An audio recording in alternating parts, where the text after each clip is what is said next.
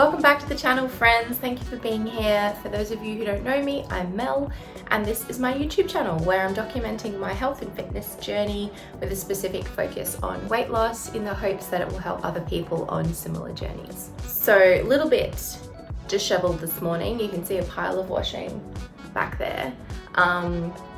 Less pretty plants around. I'm trying to do this before work because I have not been organized enough over the last 2 weeks to get myself sorted, but that's okay. I'm just doing my best. And I've got my coffee here to help me, so we should be fine. So today's video is just a really quick update on what's been happening so far, the progress so far since I guess the last video, and just what's going to be happening over the next few months. So this is actually going to be the last video for just a little while because I'll be between computers and we're also going overseas in a few weeks. So there's a bit on at the moment. So once we're back from overseas, I'll sort out the computer situation and I'll jump straight back into it. But until then, a quick update on what's been happening so far. So let's start with first thing in the morning, getting up early. So I was getting up at 5:30 every morning. I've now moved that to 6 just because the sun is rising later and later, and I don't want the majority of my walk to be in the dark because a big part of getting up that early is to get sunlight. So I'm still getting up at 5:45 or 6, going for my hour-long walk, which I'm absolutely loving. It is such a great way to start the day. But getting up earlier is not, well, getting up early rather, is not getting any easier, unfortunately. I look a lot more tired than normal, and I have done for the last few weeks since getting up so early. So I'm hoping that it's just going to take a little bit longer for my body to adjust and I can start going to bed earlier and falling asleep earlier. So eventually this will feel more normal and hopefully a bit easier, but I'm still walking for an hour a day by way of exercise, but then also walking extra steps throughout the day to hit my goal of 12,000 steps a day, which I have done every day for the last, I don't know, whenever I started this back in mid-February. So I've hit 12,000 minimum steps per day, which is amazing because I was looking back to this time a year ago when we were living in Brisbane, and there were some days where I did like less than 1,000 steps. Not often, it was usually around 2 or 3, but that was when I was quite sedentary. And if I was, really working on my exercise at that point, then I would go for an hour walk, which would bring up my steps, but it still wouldn't be anywhere near 12,000, not even near 10,000. So my physical activity and my movement compared to 12 months ago or even 6 months ago is incredible. So I'm really proud of that. I've also noticed it's made quite a significant difference to my well-being and I think also my metabolism. So that's great. And it's definitely becoming more of a habit and something I just do every day, and I don't have to think about it as much and it doesn't feel as difficult or such an unachievable number to get to by the end of the day. Believe it or not, I am still having cold showers every morning and I really, really enjoy it. However, I have recently switched over the last few days to warmer showers in the evening because what I found was having a cold shower at night it wakes you up and it makes you feel invigorated and re-energized, and you don't necessarily want that just before you go to bed. I haven't really been intermittent fasting as much as I had been at the start when I did my last video, purely because I'm finding it a bit difficult schedule-wise because each day differs quite a lot, and especially between weekdays and weekends. And from what I've been reading and listening to, it's really good to have the same schedule every day, and that's just hard. That's really hard. So I'm working through that. I have tried to delay any kind of milky coffees or food for a little bit longer each day. So even if I'm not strictly getting the 16 hours every day, I am trying to make an effort to just not consume any food or drink until later on later on in the day. I think I'm not losing my voice, but I don't know, maybe I'm getting sick. No, I'm not getting sick and I'm not losing my voice. I'm fine. So yeah, the intermittent fasting has been a little bit hit and miss, but that's fine.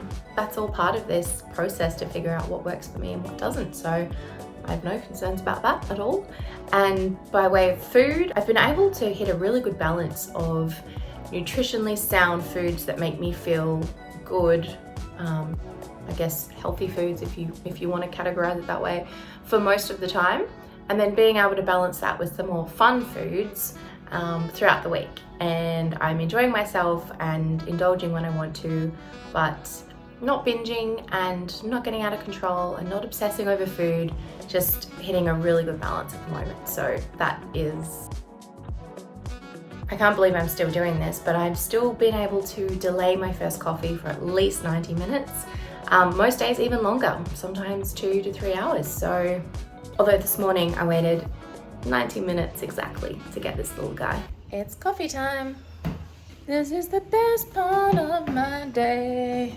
The best part of my day. I've definitely found it's stabilized my energy throughout the day, and I'm not crashing as much in the afternoon.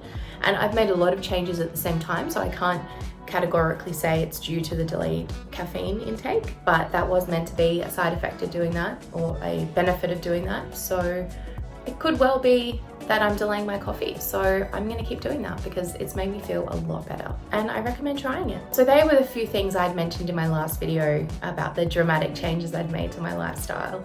And it also fits in well with my goal of really focusing on exercise and movement. So and eating well, but one of my primary focuses was the movement and exercise. So I feel like there's just a chorus of crows going at the moment. I don't know if that's going to come through on the video, but that's okay. I'm feeling like that is definitely on track, and more on track than it has been in years. So that's fantastic. The food side of things is going really well. So I don't know, I don't want to jinx it, but it is, I seem to have struck a really good balance and I'm feeling a lot better. So that's exciting. One of my other initial goals as well was to keep up my psychology appointments, but I've actually dialed them back because I'm feeling so much better. I feel less anxious and I feel more equipped to deal with things that come up that previously I wouldn't have been able to. I'm able to kind of stop and coach myself and use the tools that I've gained over the years to help myself through a situation, as opposed to being taken down by that situation or really affected by it. So I think the exercise has helped, and I think eating well has helped, because I know there's a very, very strong correlation between what I eat and my mental health, which is true for a lot of people, but I don't know, maybe I'm more sensitive to it, but that has been a huge factor in my mental well-being, is how I'm fueling my body. So I haven't really needed the fortnightly appointments, so I've dropped them back to monthly. I still want that assistance, I want that help, I want that coaching. My mental health is by no means perfect, no one's is really, and that's not the goal, to have perfect mental health. I don't think that really exists, and it's probably not something worth striving for, but constantly improving and feeling better and better each day is what I want. So I will keep up those appointments for now at a monthly interval, but I'm just so excited that I had to make really, easy, I guess, changes. They didn't cost anything. It took a lot of willpower and motivation and determination, but I did it and I'm feeling better for it. So I'm also feeling a lot better physically. I feel less bloated. I feel less heavy. I have more energy. The fatigue I was experiencing seems to have dissipated. I'm still a bit tired in the mornings, but nothing compared to what I was feeling. I seem to be tolerating foods a lot better now. Not perfectly, there's still some things I eat that don't sit well with me, and that's still part of what I'm trying to figure out. But overall, I feel so much better. And really, it's been, let's say, 3 weeks, maybe 4 weeks. And by exercising more, moving more, focusing a little bit more on what I'm eating and fueling myself in a way that I know will benefit me, not just what's easy and convenient at the time, but what I know is good for me. The cold showers, the early starts, delaying the caffeine, all these changes I've made have made such a big difference in such a short time. And I'm not saying that all the things I've done are amazing and perfect and everyone should go out and do them right now. Everyone's different and you need to find something that suits you. But my message is that it's worth looking into it. It's worth working on it for you to figure out what works. Because if you can feel significantly better physically, mentally, emotionally in such a short space of time, why wouldn't you try?